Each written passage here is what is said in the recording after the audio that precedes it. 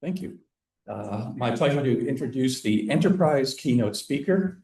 His biography is helpfully projected up on the screen, but for those of you who may be viewing from maybe a small screen remotely, I'm gonna briefly read through it. So, Mr. Craig McLean dedicated over 40 years to NOAA, holding the roles of NOAA Assistant Administrator for Research, Acting Chief Scientist, and the U.S. Head of Delegation to the UN's Intergovernmental Oceanographic Commission, where he significantly advanced global ocean mapping in the UN Decade of Ocean Science. He attained the rank of captain in the NOAA Corps. That's one of the uniformed services of the United States.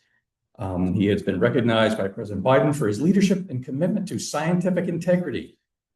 Mr. McLean continues his management advising government, philanthropy, and industry on ocean matters.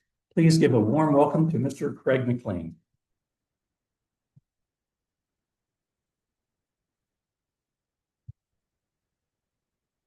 Good morning and thank you.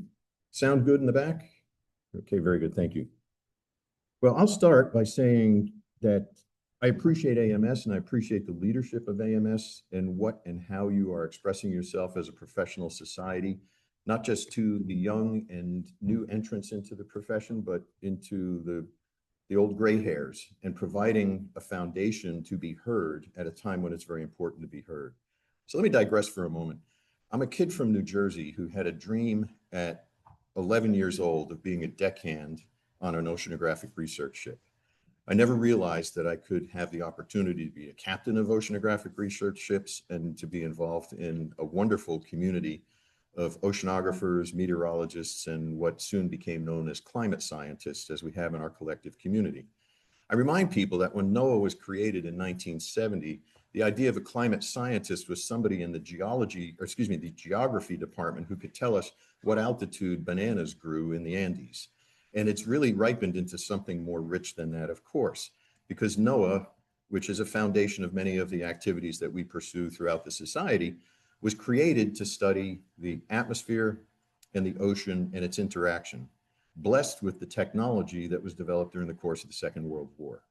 As NOAA began that in 1970, new technologies were built upon old, ships were built, satellites were built, ocean observing systems were built. New modern radars that were originally detecting aircraft were brought into play, and we had good weather forecasts with modeling, and something that came out of Bletchley Park and the Princeton Advanced Studies Institute, real computers.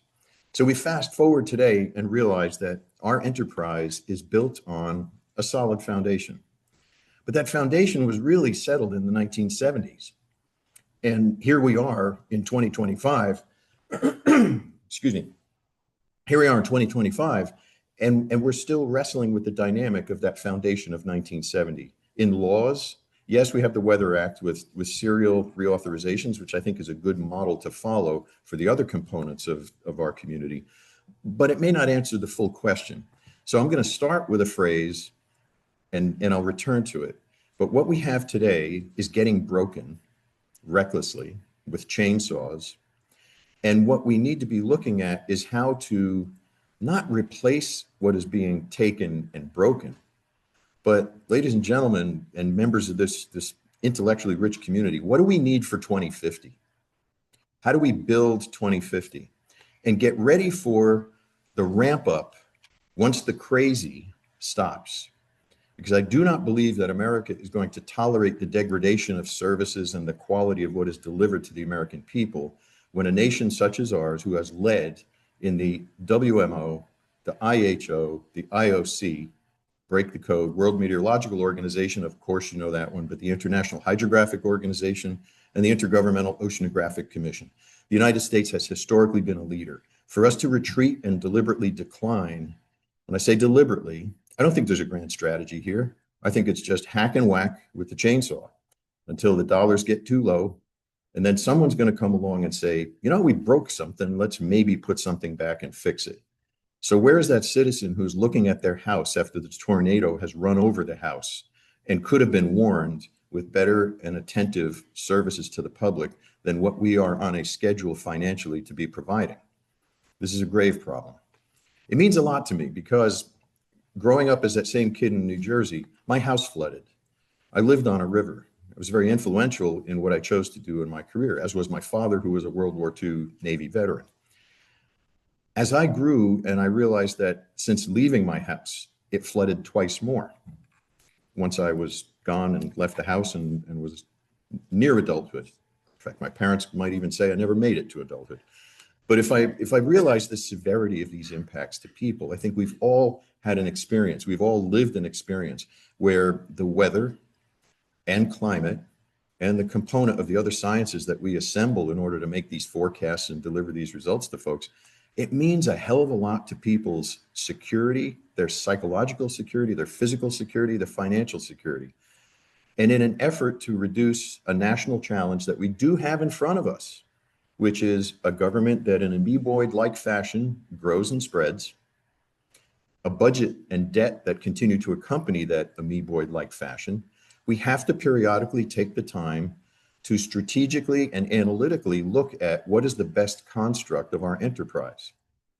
Now, at the times past, I've been in NOAA since 1981. I had 41 years at NOAA. I'm retired now. I wear this miniature NOAA pin, which I've just self-declared as my alumni pin. I don't speak for NOAA. No one has asked me to say anything here. I speak for myself. Those of you who know me can recognize that I might have even done a little bit of that while I was still working for NOAA. But what I offer to you is that we have an opportunity here to be designing the enterprise that's optimized.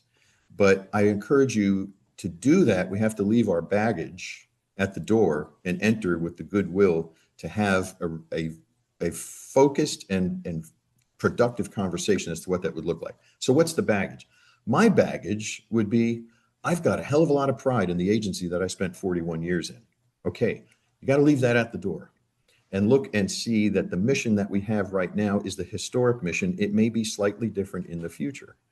If I'm a commercial person, I have to leave the baggage of my company outcompeting the next company, or maybe my company outcompeting what has historically or traditionally been a government provided service, and find the way to make that even more economical so that it is the choice and selected instrument, attribute, or activity or service in pursuit of the mission.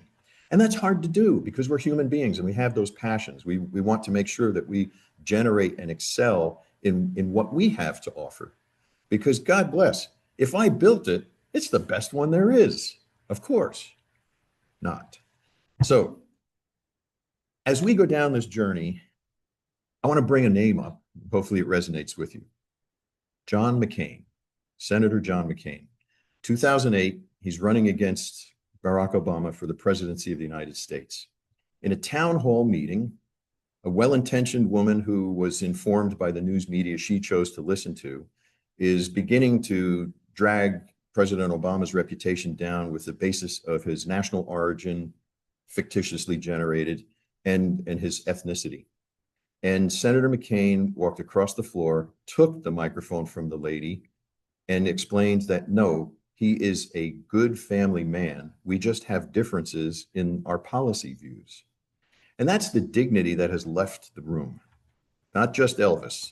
The dignity has left the room in American politics. It's shameful, it's embarrassing, and I apologize for it when I'm out of the country. For example, we just recently took the grandkids to London, their first international trip. They were thrilled. And to me, it was the grand apology tour for Americans. And the UK got a kick out of that as we were looking at trade difficulties with other countries. But it's changing the face of Americans internationally. Are we really proud of what we're into here? Is this the right way to be doing it? And I dare say there might be some people who are members of AMS that think, yes, this is the right way to do it. But I would declare that, oh no, in fact, it's not. We see now that our sciences are not being shaken down, but we know that the mass media is. Take a look at the CBS situation and how they're facing lawsuits and management decisions internally as their parental ownership is trying to negotiate a deal with the administration on yet another component of their enterprise. Look at the law firms that have chosen to settle rather than to fight. Look at the exodus of the young lawyers from those firms. But I caution you, the senior partners in those firms have a fiduciary responsibility to the business that they created. And one can die on the sword of principle. It's really easy when you're a lone wolf and a lone agent. But when you're standing up for an enterprise that people work for and that, again, you have a fiduciary responsibility to, you have to weigh and balance that responsibility with your own moral responsibility and the character, or even maybe the oath that you swore in the bar that one belongs to. So these folks are very conflicted, and I will not judge their circumstance because I can observe their shoes, but I'm not standing directly in them. But with that said, I can observe and find horror in the way that we are being treated by the phrase that has been used of weaponizing government. Well, we haven't seen weaponized government like this unless you go back to another country that lost many of their freedoms beginning in 1933. And be thinking about that.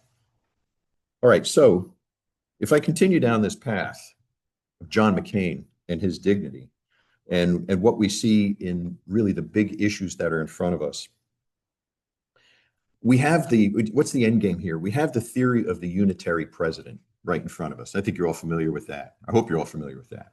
It is not illogical. I'll be clear, I stumbled over that. That's my Jersey accent coming through, sorry. It is not illogical to recognize that the maximum extension of presidential authority has probably not been applied. But over the 200 plus years of our country, the wisdom of our forefathers has been to not express and experience the maximum extent of presidential authority, but to leave some things alone and let them play out. The judiciary is a good example. The choice of who we choose to prosecute is a good example. But another one is science. We elect policy every 4 years in this country. Every new candidate comes in with their views. We may agree, we may disagree with them, but when the majority selects, those are the views that are in power and are then going to be pursued or attempted to be pursued. We elect policy every 4 years. We do not elect science. Science stands on its own merit. And the pronunciations and prognostications of the candidate to basically say climate science is not real is remarkably fallacious. It's disingenuous, and it's just plainly dumb. But when you have elected members in legislative bodies buying into this and supporting it because they're afraid of the retribution upon their next election, you have just revealed the lack of character of elected members in our United States Congress. Some are mightily heroic these days, but most of them are not.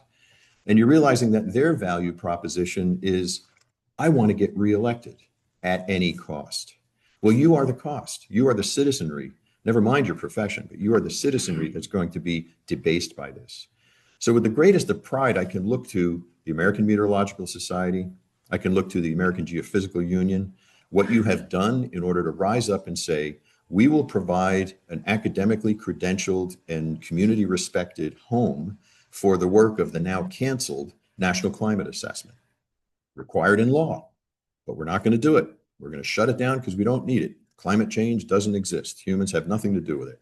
Fallacious as that is, the professional societies have stepped forward and provided the home. I applaud you for that. I applaud you for doing that.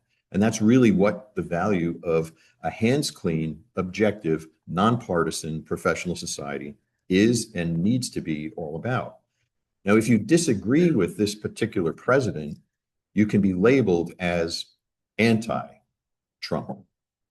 If you call the ball on the realities of what are happening around us, that's not anti-Trump, it's anti-truth. It's pro-science because this is an anti-science administration. And we need to be raising our voices wherever you are, whatever jurisdiction you're in, whoever is your representative. If they're already vocal, reinforce them. If they're not vocal, let them know that your science credibility, your voice, your community, and your peer citizens need to be protected by the science that we perform. And if they're not on board with this, you need to let them know that, number one, don't be afraid of the big guy's voice, and it's a loud voice. Don't be afraid of the chainsaw guy's money. You need our vote, and we need to let them know that. So be an activist in addition to being a scientist or a technologist. That's an uncomfortable role. Scientists usually are in the back seat of political activity.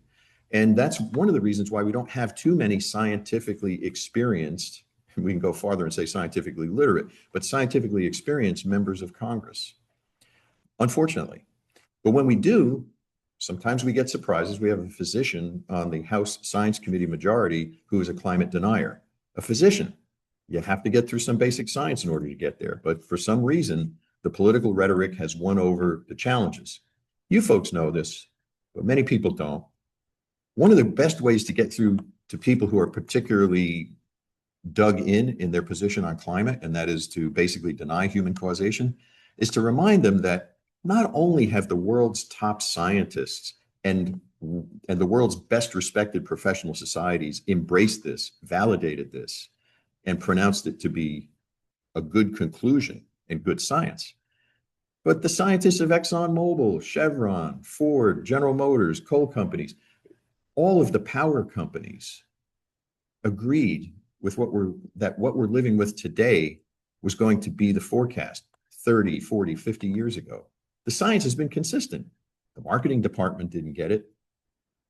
The shareholders didn't get it, worried about sunk assets and changing too rapidly for the economy to hold up with it.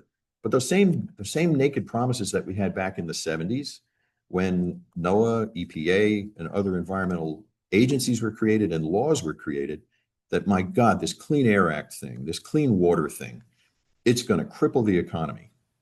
Well, here we are. It didn't. And the Hudson River is clean. I used to dive in the Hudson River.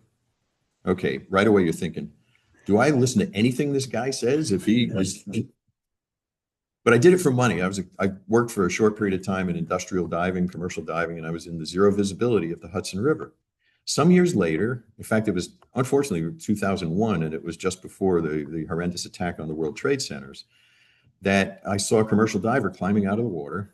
In fact, we were going to bring the Atlantis and the Alvin into New York City and have that wonderful parade of yellow school buses come in and tour the ship and be inspired by really exciting scientific tools and opportunities. Fortunately, we couldn't make that happen because of the attack. But as this diver's climbing out of the water, I asked the fellow, what's the visibility like? And being New Yorkers, I knew that if I didn't have my uniform, I was still in the service at the time, if I didn't have my uniform on, I would have gotten a real wise guy answer, maybe even a little physical answer. But the fellow said, I have 3 feet of visibility.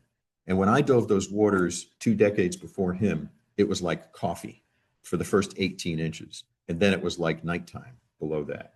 It had cleaned up that remarkably in 2 decades. So here we are with the alternatives that we're offering that are being defeated because of financial interests. And your scientific truths are the ones that we have to work on in order to get back to some rational understanding of the alternatives that we have. So I'm not ending now, although some of you may like me to, but when I end some of the talks I give with visuals, and I want it to be just direct and verbal with you, so maybe we could do a little Q&A as well here.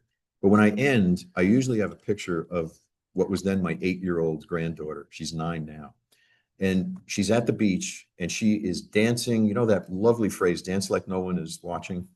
And she was, but I was watching. She's at the water's edge in Delaware at the beach. And she is just exuberantly celebrating in her own creative, spirited way of being with the water and loving the ocean. And I thought about that, and I continue to think and close with the notion that she will grow up one day, and she knows kind of what the old man did in his work. Not everything, but enough.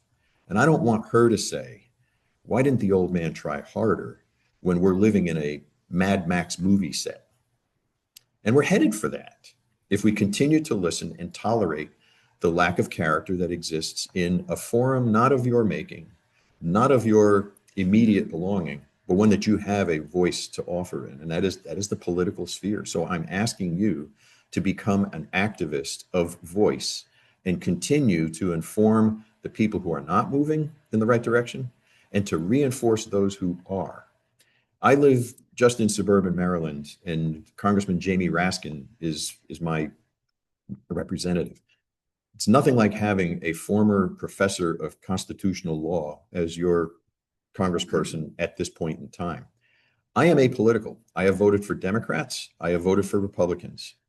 I'm kind of like Forrest Gump. I find stupid is where stupid has to go away and I attack it. So there were proposals even during the Clinton administration that I found to be unfounded in fact, unfounded in true dollar calculation. There were proposals to get rid of parts of NOAA that were not going to be cheaper if we privatized them. They were not going to be cheaper if we just shut the operation down. And I fought with the Clinton administration as much as I fought with the Trump administration.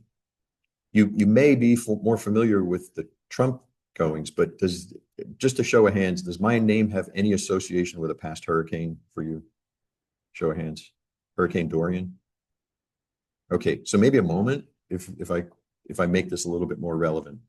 So when and let me introduce one other companion piece to this. The Schedule F of federal employment, which is now called Schedule Policy, was originally generated in Trump 1. I'm referring to the Trump first term, Trump 2, second term, just for shorthand. So hope there's not a 3, but Trump 1. Schedule F comes in at the very back end of the administration, which would allow the dismissal of any federal servant at will. At will is a employment law term that means we can get rid of you anytime because we could hire you at any time. Doesn't matter your qualifications, doesn't matter really any bit other than the wanton proclivities of the hiring official and the wanton proclivities of the firing official. Civil service protection laws were brought in order to guard against that because there was such nepotism and good old boy networks, and God help you if you didn't look like the hiring official, you were not going to get the job, whether you wore a different attire by gender or whether you were not as white as the hiring official. All of that was put together so that we could have a better world than where we are. Out the window now with Schedule F or Schedule Policy. So when we start to look at, take it back now to Hurricane Dorian, a devastating hurricane that took many lives coming in through the Caribbean. 10 to 8 days out, it was headed towards the Florida Peninsula, but there was zero certainty as to where it would go. The models were very scattered after the point of inflection towards the coast. And the president was briefed on that, President Trump. Days later, after a multitude of forecast runs had been generated, Trump offers a warning to the good people of Alabama in a tweet. Look out, Alabama, here comes the hurricane. Good luck.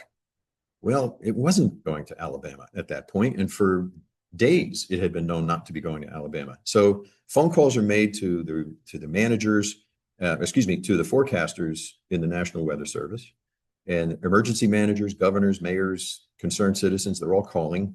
Weather Service forecasters don't know where this curio is coming from, but they asserted, no, it's taking a hard right, it's going up the coast. So the president's embarrassed. What do you do when the president's embarrassed? You take a Sharpie and you draw on the NOAA forecast map that had been presented to him in the Oval Office days earlier, a week earlier for the briefing, and you extend the arc, make it look like what you want. So the president made up a forecast, and when he was embarrassed by it, he calls the chief of staff, Mick Mulvaney, who calls Secretary of Commerce, Wilbur Ross, who calls, and it trickles on down to NOAA and the political appointees at NOAA with the instruction, fix this in the middle of the night, which left people realizing that if we don't fix this, people are going to get fired. So what was generated was a NOAA press release. I'm sorry, I was there for 41 years. I never met NOAA. I don't know who NOAA is. NOAA's 20,000 people. No one signed that press release. No one was attributing their voice to that press release. And it basically threw the forecasters under the bus and said, by golly, the president was actually right. And he wasn't. So I took my fuming anger over this. And frankly, I might insult some people, but I believe in what I say. I saw what my peers were writing to their components of NOAA after this event. It was very conciliatory, but it left out the most direct truth, which was this was BS. So I wrote to Cooperative Institute employees, the federal employees, the contractors, all the people that were in the domain of oceans and atmospheric research, the part of NOAA I was responsible for.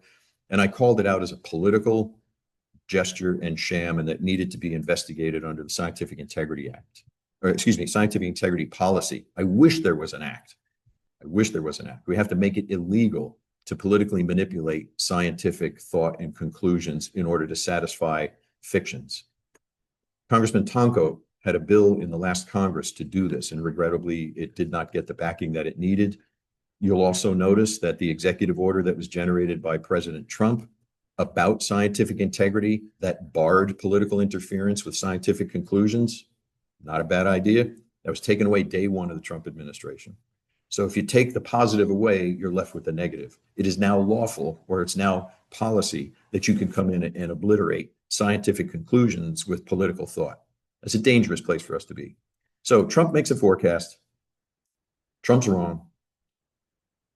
Let's embarrass the forecasters who corrected him, not even knowing they were correcting the president at that point in time, nor should they have known. They were doing their job. And by the way, anybody who got in Trump's way, we're going to fire him. And that was the setup. And along comes Schedule F. Well, Schedule F is now a Schedule Career Policy. New title, sounds a little softer. There's a public opportunity to offer your comments on Schedule F. Do you want political voice to be able to, sorry for the use of the word, but to be able to trump the scientific views? It's open for comment now until June 7th. And you could find that on the OPM website, or OMB, beg your pardon, OMB, Office Management and Budget website. So we're at a precipice here. And we have to, once again, choose to be active in order to get involved in the outcomes that we want to see and to fight those likely outcomes that we don't want to see. So that's where we are. And so I became a little bit of a target because my writing to these several thousand people, when you write to several thousand people, what's the first thing that comes to mind? They're not going to be the only ones reading it. So you have to write it nice and tight. And I included, but didn't cite, words of the NOAA Scientific Integrity Policy. And I'll tell you the war story about these words very quickly, but I just want to make sure that I cite them correctly to you. That all NOAA employees will approach scientific activities with honesty, objectivity, and completely without allegiance to individuals, organizations, or ideologies. That's in the NOAA Scientific Integrity Policy. So that was violated. National Academy of Public Administration investigates the allegation of violating a policy. They come back and say, yes, these individuals did violate it, and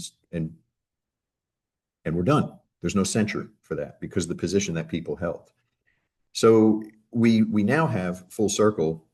I had the opportunity, because I was in the acting chief scientist role for 5 years, to write to the political appointees and say, I expect you to provide to me by the end of the week your written affirmation that you have read and understand the scientific integrity policy that you have violated.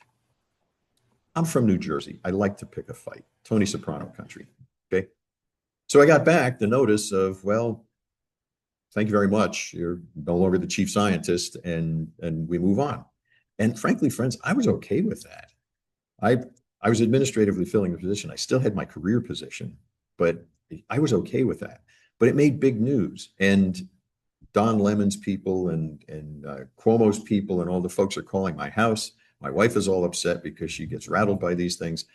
And I just told all of them, I've got nothing to say. It's all in the writing. You can find it online if you want to look for it. I have nothing to say. Go talk to the guy who made the weather forecast. He's your story. I'm not your story. And there it lied. So we have to be ready to stand up and speak up when the time comes.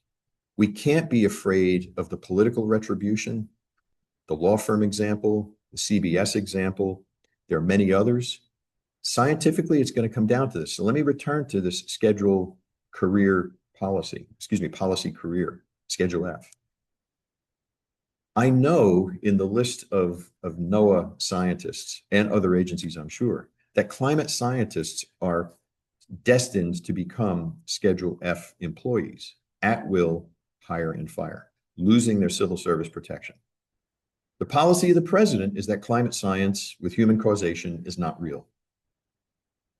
Climate scientists are going to continue to report the findings of their scholarly work, their academic work, their field experiments, and all the work that goes into it. University scientists contributing as well.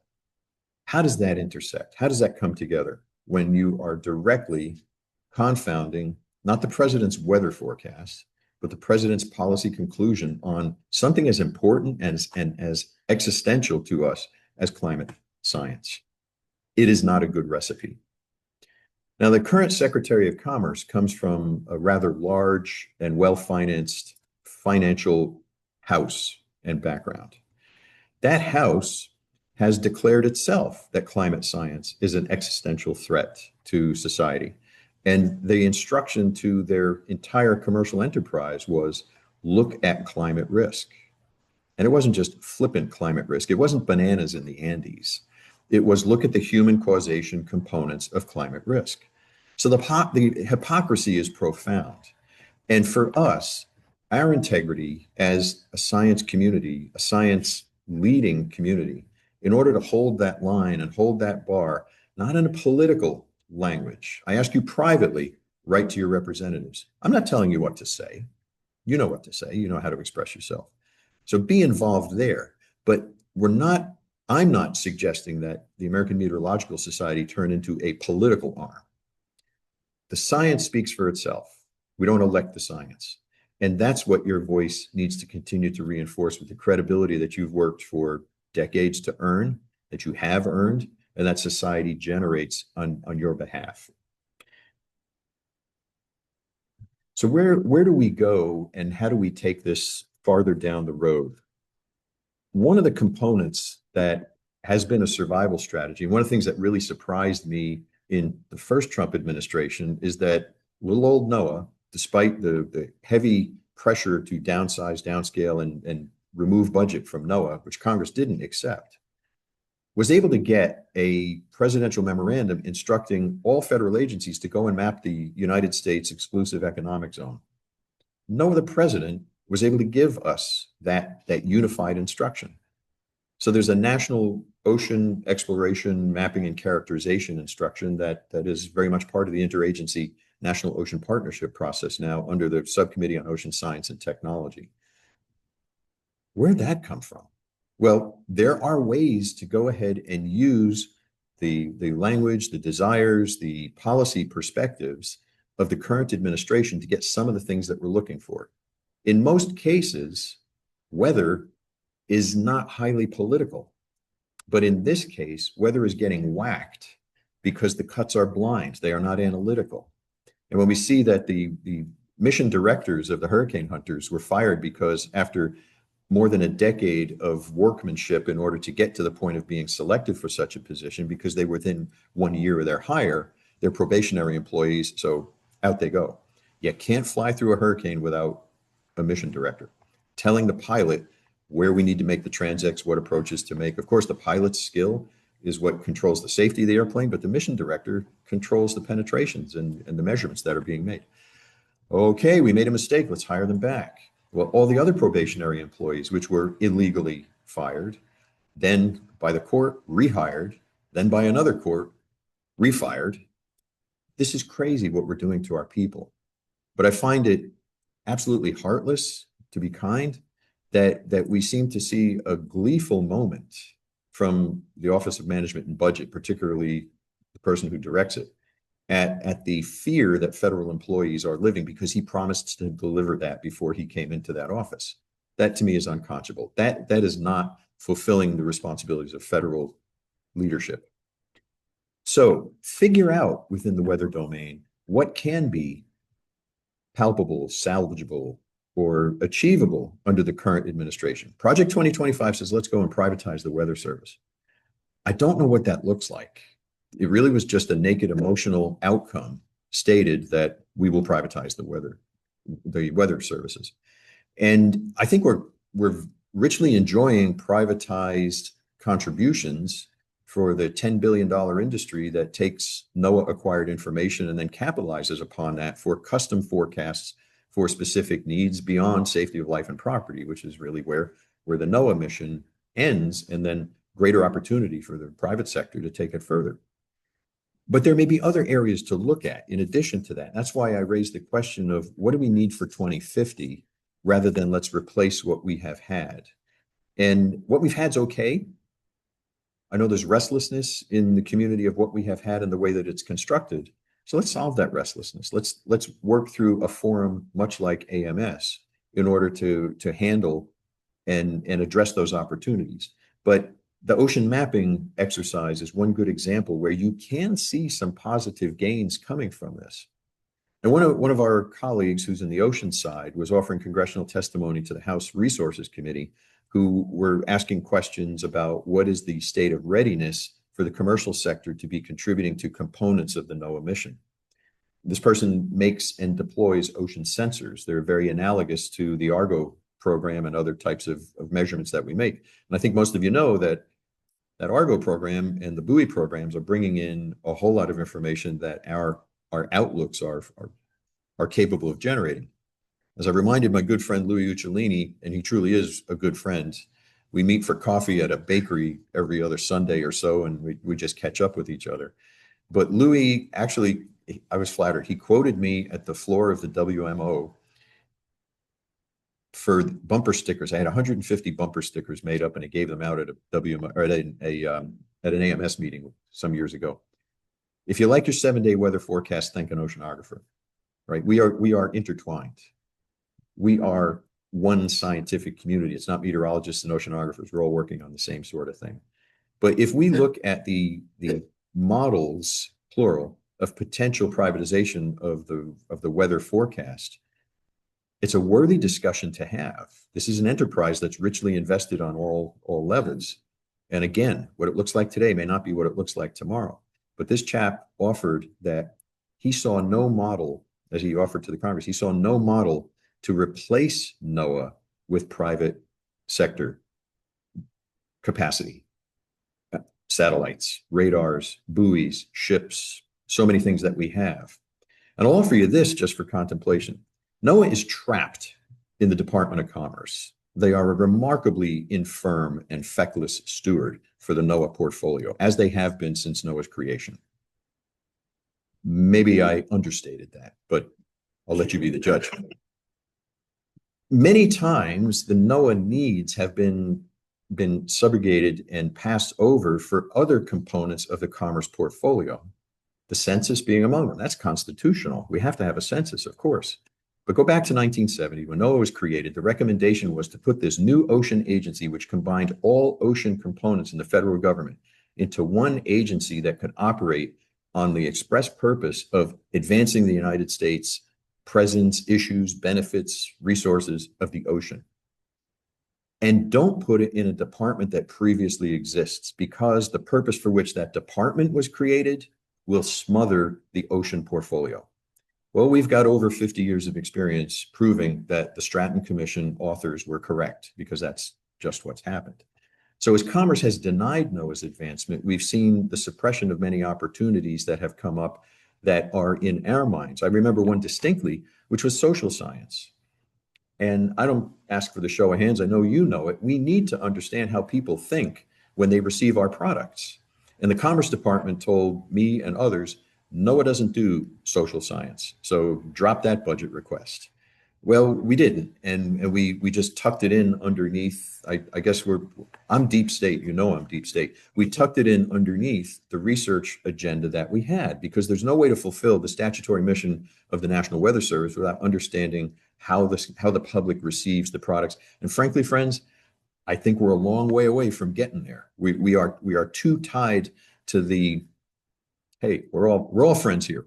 We're too tied to the nerdy scientific presentation of meteorological information to be readily assimilated by the public. And we have to get away from that. And that's where I think one of the many attributes of the private sector community to take that information and advance it, but to be consistent in the way that you advance it, is a very ripe opportunity for the nation.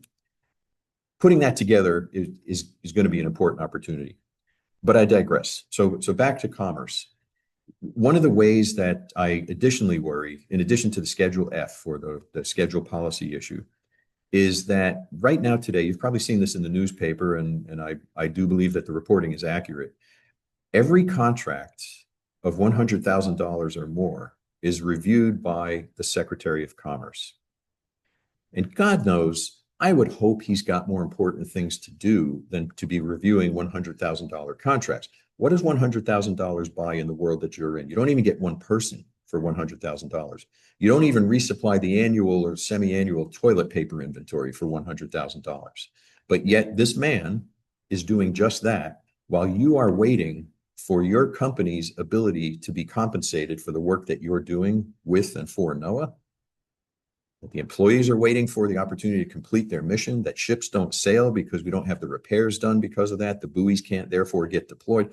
The list goes on. So this is part of this layering of ridiculousness that's come along with the ostensible desire to cut the cost of government. I could go on, but what I would say then is, in looking at the opportunities for survival in this very difficult situation, stay together, don't get fractionated, don't find who the thems and the us's are. It's the we are the community. Stay together as the community, work with each other, find new avenues of opportunity, build for 2050, or pick a different timescale if you think it's more appropriate, but build for that future, not necessarily to replace what we had and lost. But by all means, raise your voice, be competently heard inside of a body that has global respect for the opinions that come out of the American Meteorological Society. Thank you very much for listening, and thank you for the invitation.